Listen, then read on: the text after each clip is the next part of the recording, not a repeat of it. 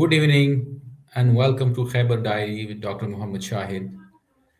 Dear viewers, tonight's analysis places the current Middle East conflict in the broader historical context and strategic framework, one that moves beyond headlines to the long arc of the US Iran interaction, energy geopolitics, and great power competition. There is a long history of US Iran interaction. If we see, contrary to the perception of permanent hostility, Iran and the United States were not always adversaries. Uh, Iran has always been an ally of the West and the US in the past. If we see that, if we turn the pages of history, uh, American advisors have managed the finances of Iran, and American missionaries have contributed to schools and hospitals in Iran in the 1920s. However, the exploration of the oil wealth in Iran in the beginning of the 20th century changed things dramatically for this country on the map of the world. Initially, when the oil was explored in Iran, a British company was assigned the contract of oil exploration. However, later public demanded, and there was an impression in Iran that this wealth should be explored by the country's own manpower. So that contract was taken and withdrawn from the British company, and the then Prime Minister Mohammad Mossadegh nationalized the oil resources. And since that day, things started to change in terms of relations of the Iran with the West and Western countries, mainly the US and UK. And after that, if you see how things unfolded, so in 1953, a US led, or you can say a CIA supported coup overthrew the government of Mohammad Mossadegh as prime minister.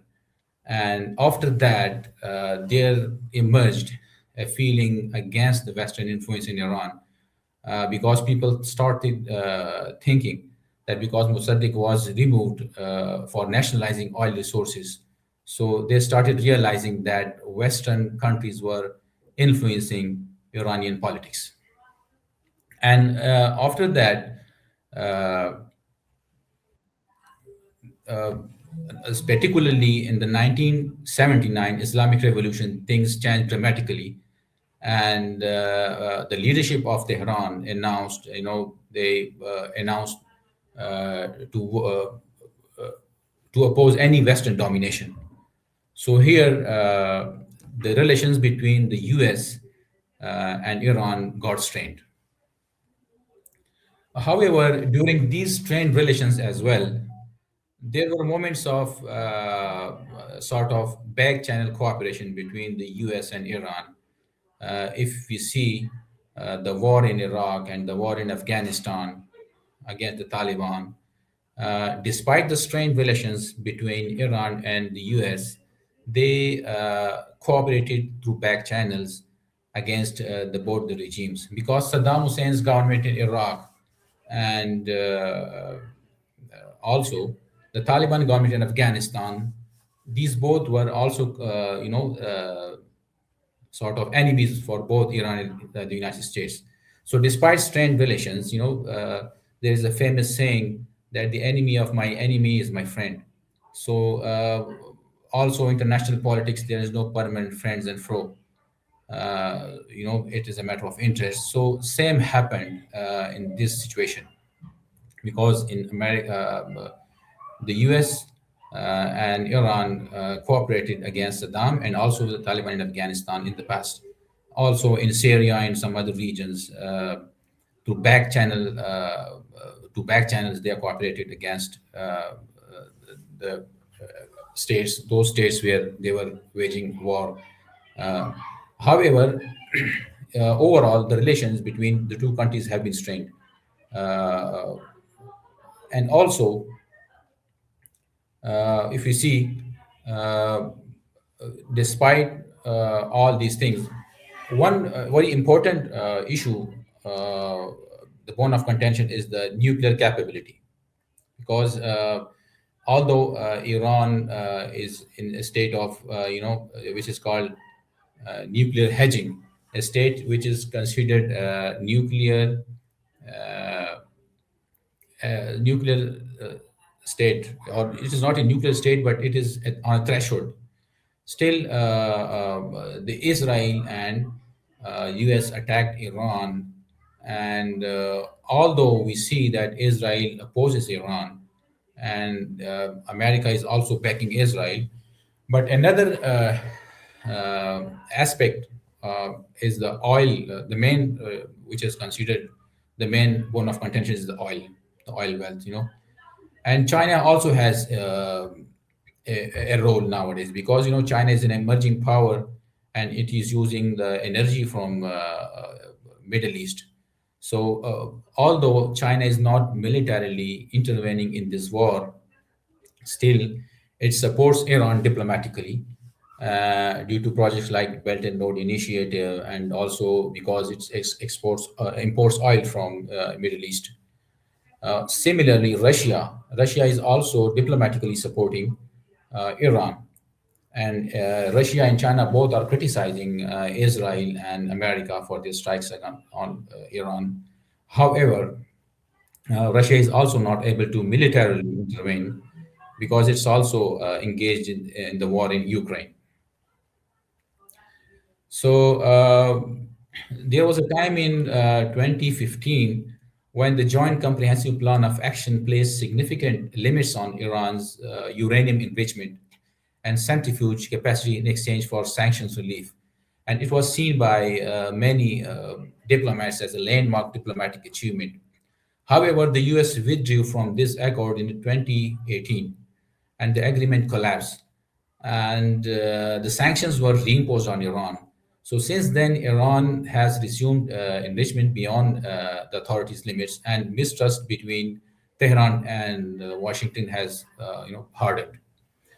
So today, till this day and age, nuclear ambiguity functions both as a strategic deterrent for Iran and security concern for the United States and its allies. And that is the reason that both the Israel and U.S. attacked Iran, and they blamed that Iran was, working on nuclear capability.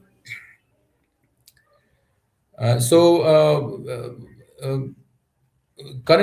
if we see the current conflict in perspective, there are a few things to consider. For example, the main one issue is the fragile energy markets vulnerable to disruptions.